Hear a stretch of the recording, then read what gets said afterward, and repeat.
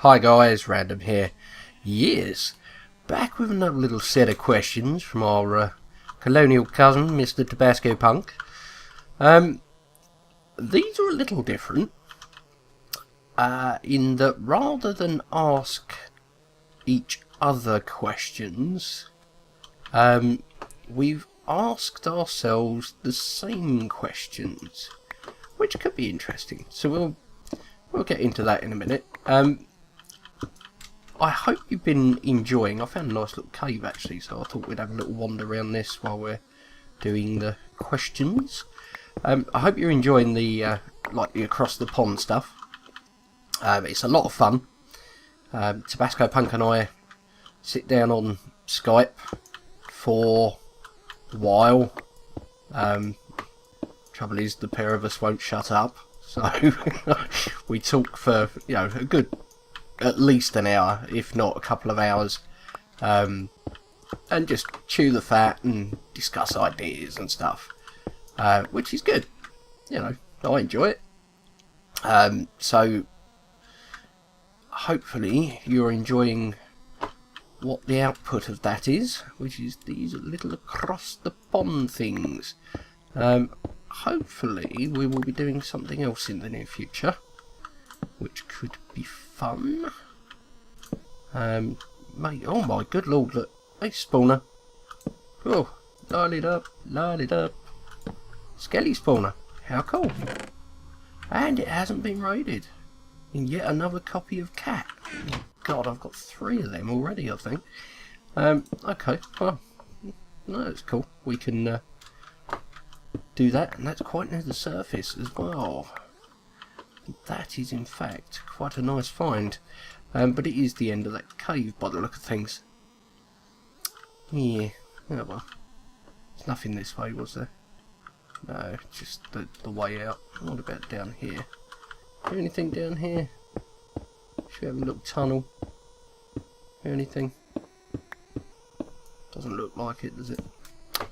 Oh well. So yes. Oh, hi. So yeah, hopefully we'll be doing something in the not too distant. We'll go for a little roam. It's at night. It's never good to roam at night, but never mind. I know Tobascopunk was suggesting sort of modded Minecraft, which I haven't played for a while. So I'm kind of looking forward to it, but I'm also a little bit worried that I'm going to be a bit of a noob. But hey, there you go. Any caves? Got any caves? Yeah, I've got a spider. Yeah, had a spider. Are you a lighting glitch or are you a cave? You are a cave. Hello, Mr. Cave. So yeah, right. Enough procrastination from me. Let's have a look at the questions, shall we? So let's have a quick look.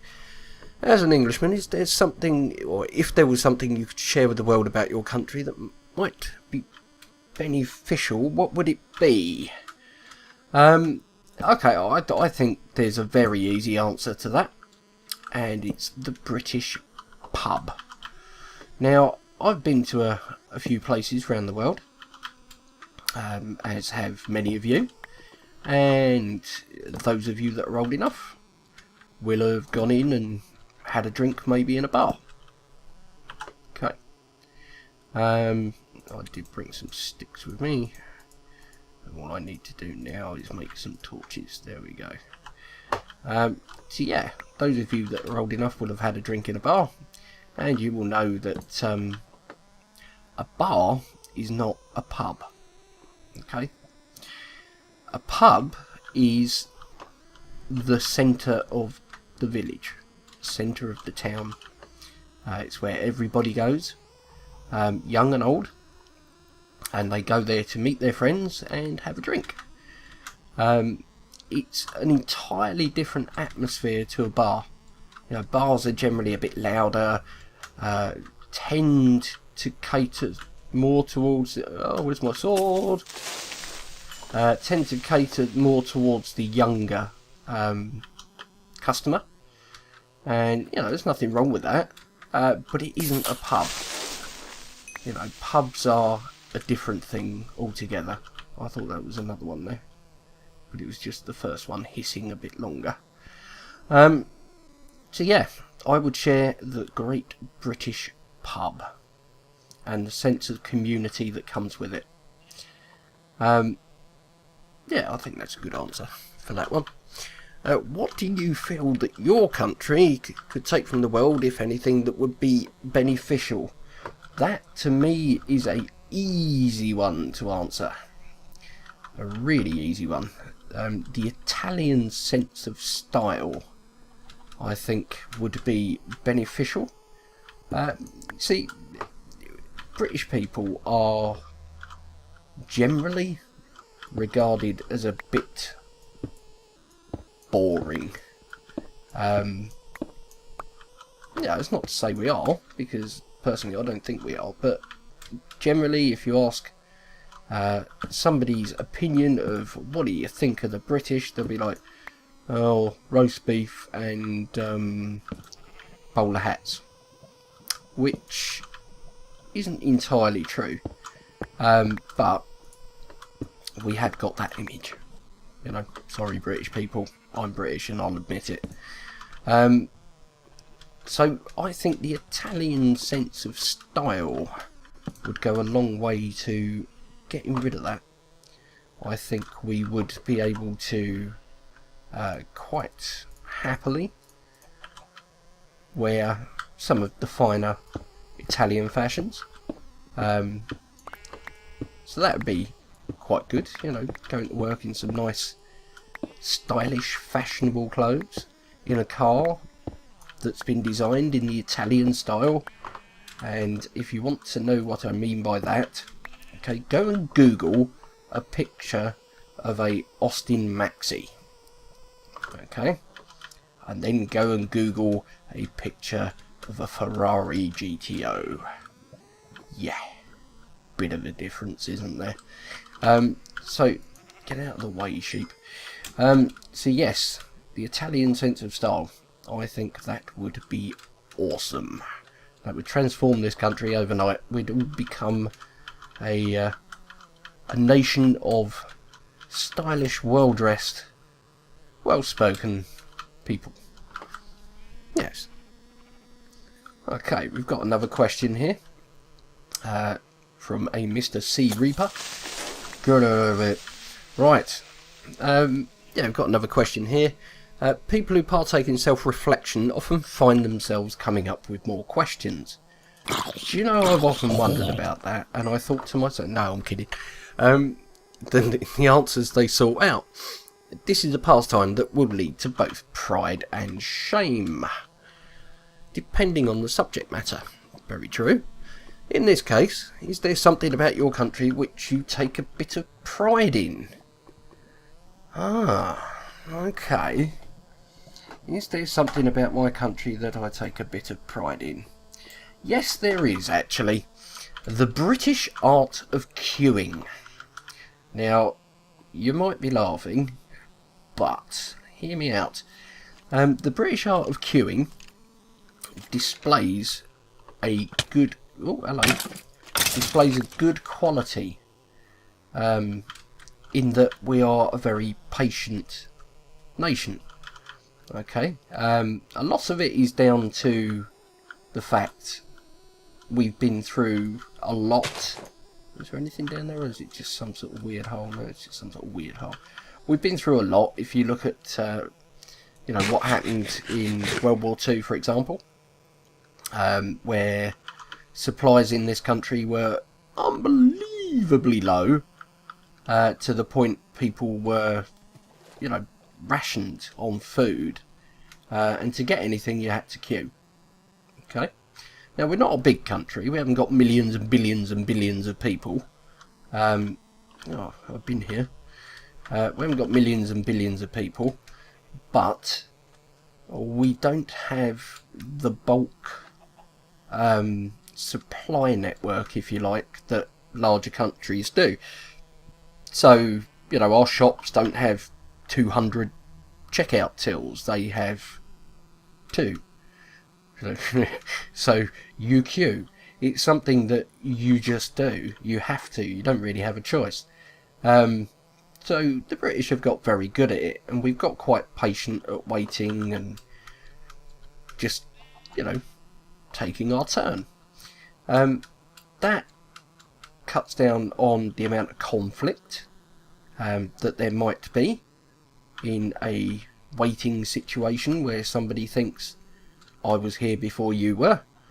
So yeah, that makes for a nice environment. So I am very proud of the fact that British people are generally very patient. Yeah. And you've been very patient listening to my explanation, so well done. Okay. Is there something that I feel ashamed of? Yes, actually. Britain used to be, I won't say, you know, the greatest nation on earth, because we weren't, we were just a nation. But we used to be able to draw the line. Okay, and by that I mean, if we found something unacceptable, we would say, that's just not cricket, you know. It's a jolly bad thing you're doing there, sir. It's just not cricket.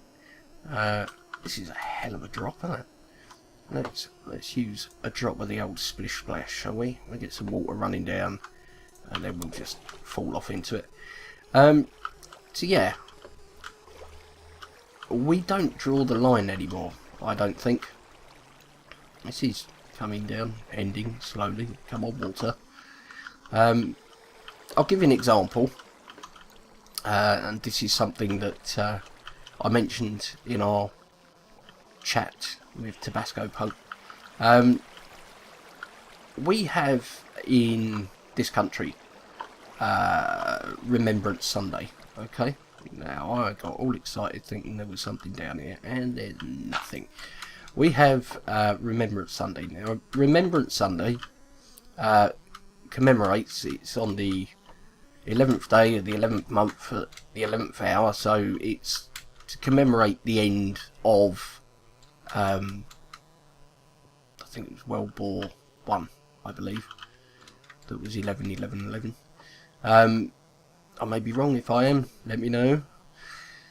Now, we do this to commemorate all the people that have fallen, both on our side and the side of the enemy. Well, the then enemy. They're now, you know, quite good friends, which is nice. But we do this to commemorate all the lives that were lost, military and civilian, and try and remind ourselves what an enormous waste of life that was, and let's not do it again, shall we? Now, we do this, at least in this country, by having a thing called the poppy appeal. Okay, now the poppy originated from the flower that grew on the fields of Flanders after the fighting had stopped. Okay, when nature was allowed to take over again. Now it's symbolic because it's red and, you know, symbolises the blood that was spilt, but that's basically where it's come from. Okay, it's because that was the flower that grew. So nothing down here either. God, hunting for a cave today. So that's where the poppy comes from, and people have, like, you know, little paper poppies that they put and pin to their jumper or their coat, jacket, whatever, to symbolise that they are,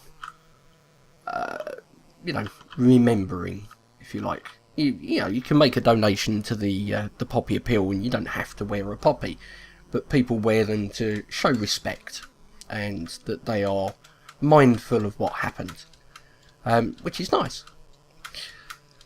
However, because in Britain we are quite an open and accepting country. Okay, we get people come here from other countries around the world.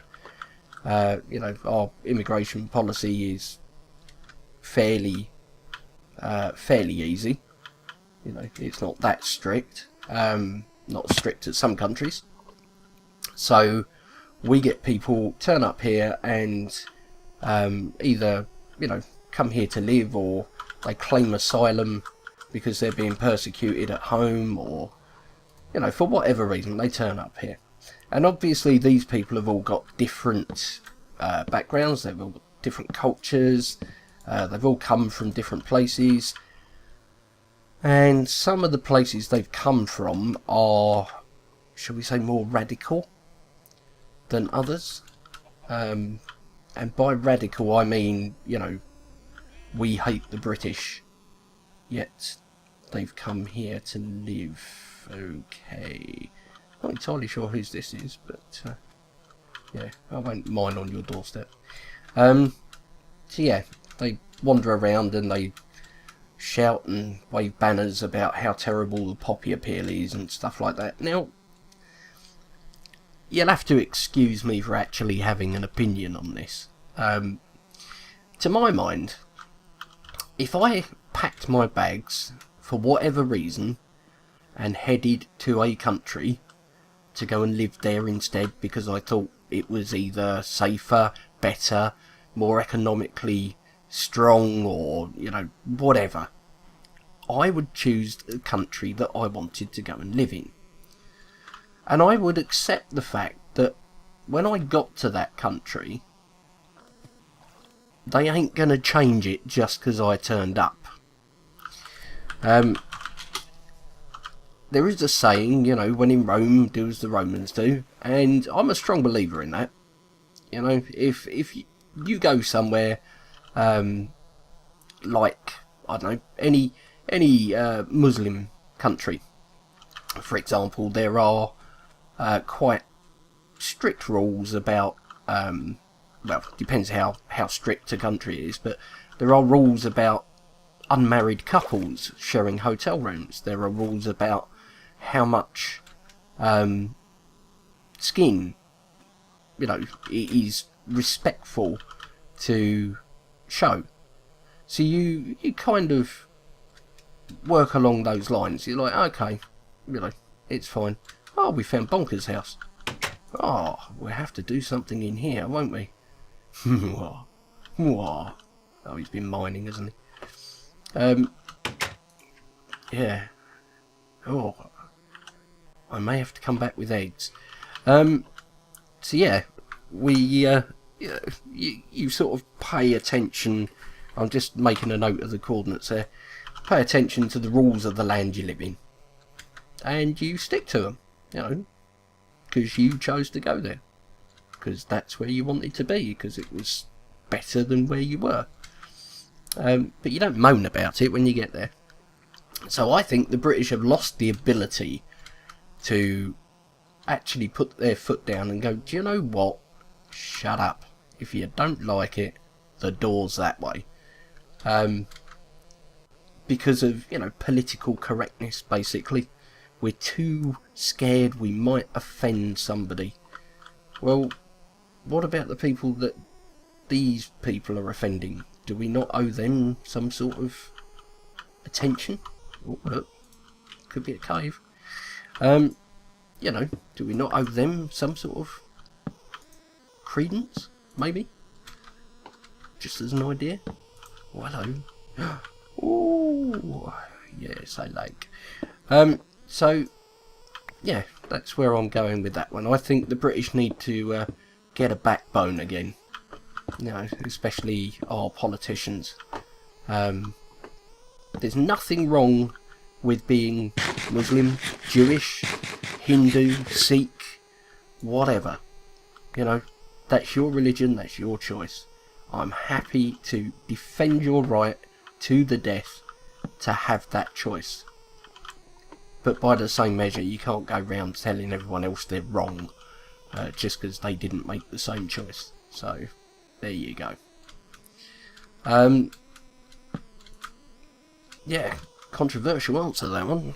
Let's see what happens in the comment section. Okay, culture clash. Now, I've got quite an amusing story for this one, but let's read you the question. It says, culture clash, let's just call it what it is. Oftentimes we see customs and behaviour that do not match our own. Sometimes even from your own countrymen. And because of this, it can sometimes appear strange to us. After all, everything is relative and in the end. Have you ever found yourself truly at a loss for words when encountered with a particular aspect of a different culture than your own? If so, what was it and how did you react? Okay, I'm going to take this from the other side. Now, many years ago, and it is many years ago, when I was at school, we went on a French exchange trip. Now, France is only 20-something miles away, I think, across the English Channel. So you're not talking about going very far. This is somebody's mining and they put torches everywhere. Okay, how do I get out of here? So yeah, you're not talking about going very far. It was, standard exchange trip. We went there and then the people that had us, their son or daughter came over to ours. Very nice, very cordial. Entente cordial. Oh, get it? No.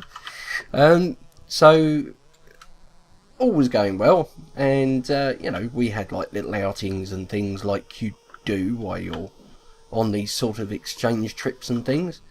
I'm just going to pillar up because this is doing my nutting. So yeah, we had little exchange trip thing visits where you'd go out and you would do a bit of shopping, go and see the local area, that kind of thing.